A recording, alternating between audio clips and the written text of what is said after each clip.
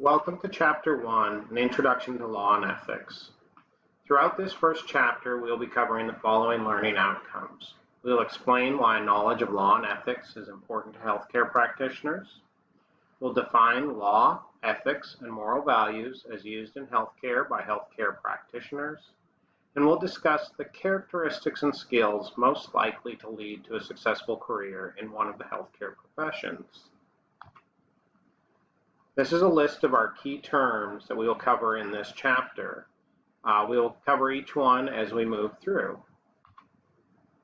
Some reasons to study law and ethics.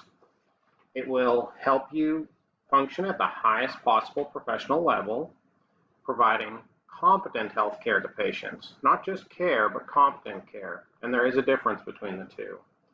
It will also help you avoid legal entanglements that can threaten your ability to earn a living. So essentially try to keep you from being sued or tied up in court cases and allow you to be successful as a healthcare professional.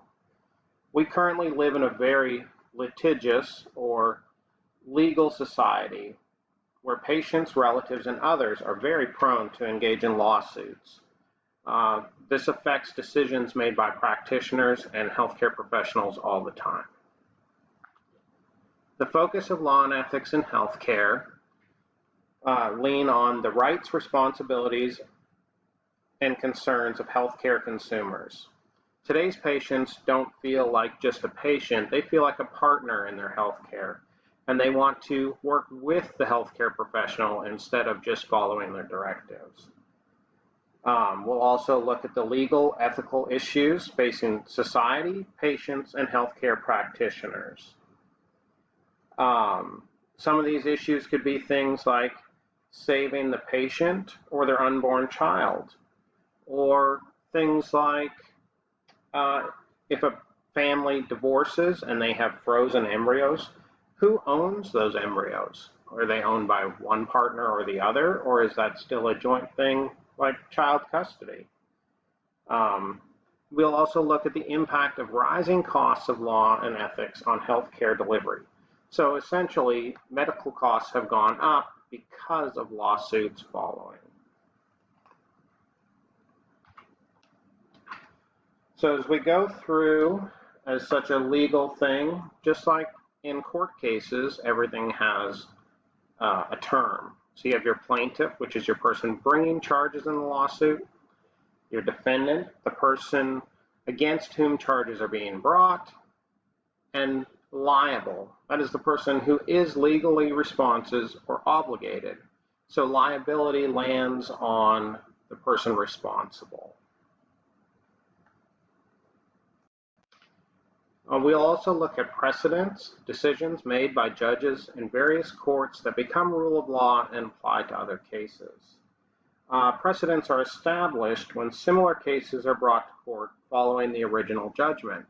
So if the court system has looked at a case similar to what they are currently looking at, they will probably lean towards the decision made in that case. It's also known as case law. Summary judgments are decisions made by a court that doesn't have a basis to go to trial. There's been enough precedent for them just to make a decision based on previous cases. Some examples of this were shown in your textbook, and we'll discuss them. A dermatologist posted videos of herself singing and dancing during cosmetic surgery. Can you even imagine a video of your doctor singing and dancing around the operating room while she's supposed to be taking care of yourself or a loved one? One of the patients suffered permanent brain damage following surgery, and there are other pending lawsuits from this same situation. What a lack of professionalism. In another case, family members of nursing home patients who died during Hurricane Irma are suing nursing home administrators and staff for failing to evacuate the facility after air conditioning crashed and the temperatures spiked. The families are also suing the Florida Power and Light Company for failing to prioritize nursing home power restoration. We've all had short power outages and understand that emergencies happen, but could you imagine your family, your loved ones, being stuck in a facility where temperatures are reaching unhealthy levels and there's nothing being done to ease their pain, their suffering? In yet another case, a 5-year-old boy had called 911. He told the operators that his mother had passed out, and when the operator asked to speak to his mother, he said, "Well, she's not going to talk." The operator, understandably, thought the boy was pulling a prank and scolded him. 3 hours later, the boy called again, got a different operator, and she also assumed the same thing and scolded the child. But she did follow up and send police to the location. The officer discovered the boy's mother lying unresponsive on the floor and summoned EMS. They arrived within 20 minutes and determined that the woman was dead and had probably died within the past 2 hours. The problem here is the boy called when his mother was still alive, just hurt. And because she assumed it was a prank, she made no efforts to send help. The second operator assumed the same thing, but followed protocol and sent someone to the location. The boy's older sister sued both of the 911 operators on behalf of the woman and her son and the emotional strain that he was put into.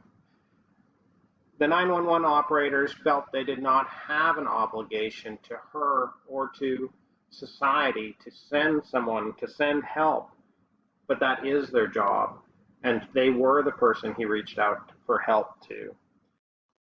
A large portion of court cases land in the area of product liability. Healthcare equipment and product dealers and manufacturers can be held indirectly and directly responsible for defective medical devices and products and can be charged with the following types of things: breach of warranty, untrue statements, liability for defective products, or fraud, intentionally deceiving both government agencies and the consumer to use their products. The extent of liability may be changing, though, since a 2008 Supreme Court decision held that makers of medical devices are immune from liability for personal injuries as long as the FDA approved the device before it was marketed and it meets FDA specifications. An example of this would be the Medtronic case, where a catheter used to dilate the patient's coronary artery failed during an angioplasty, causing serious complication. The patient tried suing the catheter's manufacturer, Medtronic, charging negligence in design and manufacture and the labeling of the device. The company was found to be immune from liability for personal injuries in this case because the device had met FDA approval before it was marketed, and it still met FDA specifications. Federal approval is not the only thing needed, as can be seen in the Wyeth case. Despite a federal preemption, a doctrine that can bar injured consumers from suing in state courts when the products that hurt them met federal standards, this case shows that sometimes the federal is just a floor, not a ceiling for state regulations. Inside of this case, Diana Levine, a woman from Vermont in her 50s, just went to the doctor for help with migraines. As part of the treatment, an anti-nausea drug, Phenergan, which was made by Wyeth, was injected into her arm.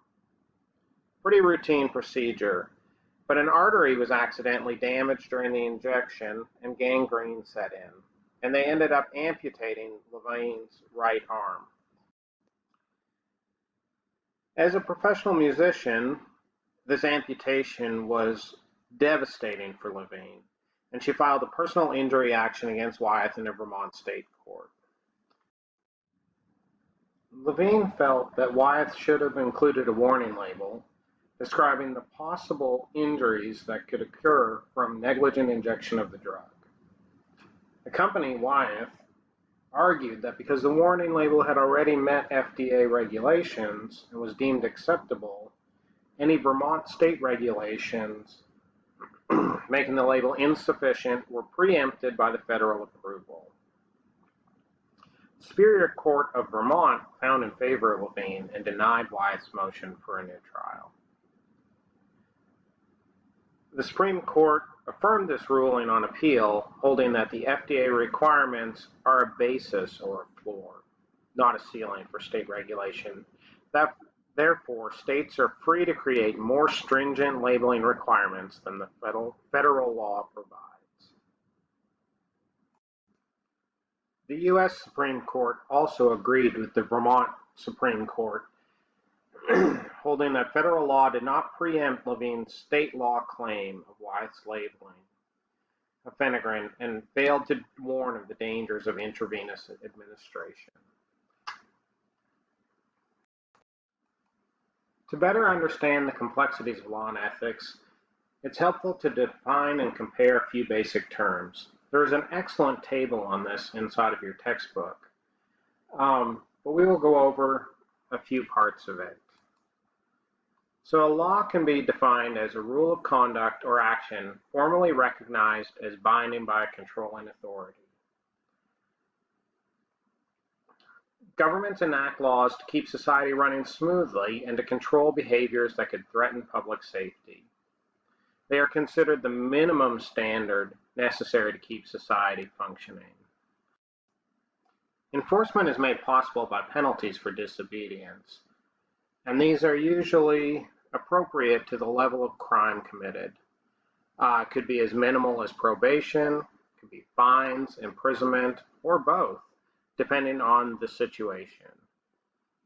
Many laws affect healthcare practitioners, including criminal and civil statutes, as well as some state practice arts. Licensed healthcare professionals convicted of violating these statutes may lose their license to practice. Ethics, on the other hand, are focused on standards of behavior and the concept of right and wrong. Failure to be ethical can result in suspension from medical society memberships.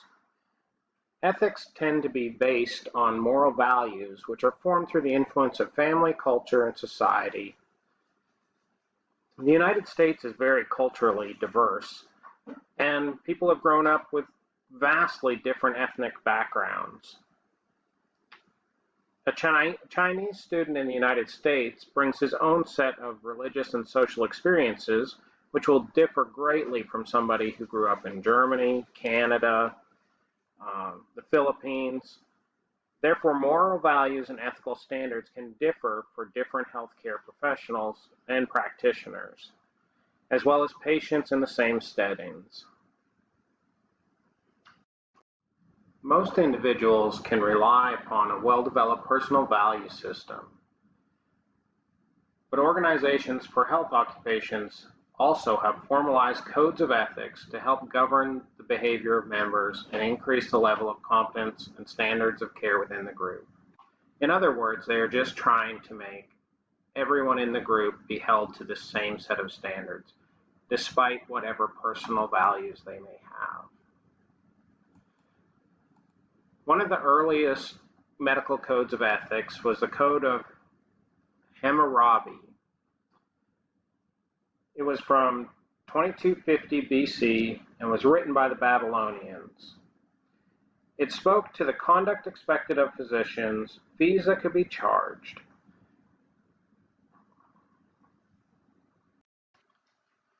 The Hippocratic Oath was the next recognized code of ethics for the medical community. It's a pledge for physicians influenced by the practices and writings of Greek physician Hippocrates. It is still influential today in medical societies, and he is attributed with the name the Father of Medicine. The next recognized code of ethics was Percival's Medical Ethics, penned in 1803 by an English physician and philosopher, Thomas Percival. This superseded earlier codes to become a definitive guide for the physician's professional conduct.